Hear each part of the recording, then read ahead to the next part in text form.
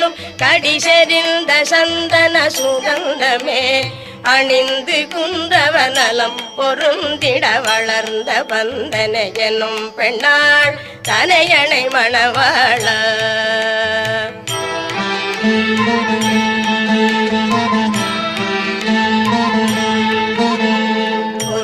இரண்டுங்கையும் களா இருந்த கொந்தள ஒழுங்குவே